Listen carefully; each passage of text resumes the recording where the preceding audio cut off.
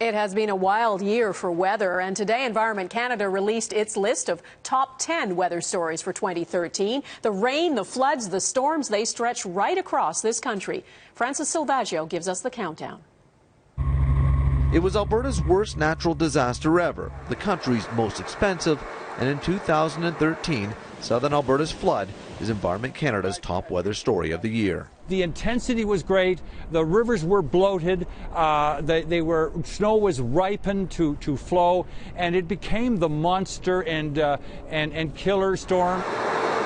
4 people died as a result of the flood, a flood that forced more than 100,000 from their homes, caused more than $5 billion in damage, and nearly 6 months later is still being cleaned up.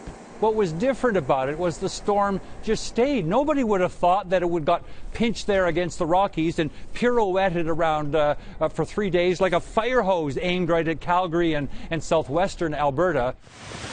Canada's number 2 weather story happened just 3 weeks later. A simple thunderstorm that, for Torontonians, turned out to be anything but.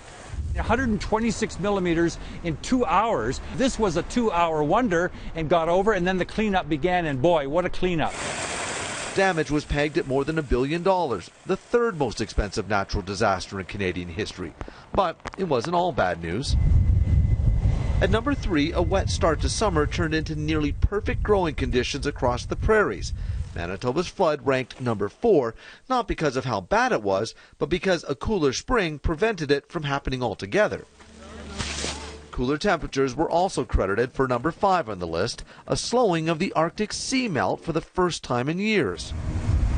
But not everyone appreciated the cooler weather. In February, parts of the Atlantic coast were hit with nearly 60 centimeters of snow for number 6, and late snow in Ontario contributed to widespread spring flooding in Ontario's cottage country for number 7.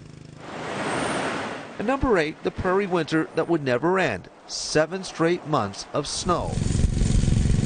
A deadly winter storm off Nova Scotia ranks number 9 on the list after 5 fishermen drowned in hurricane-force winds.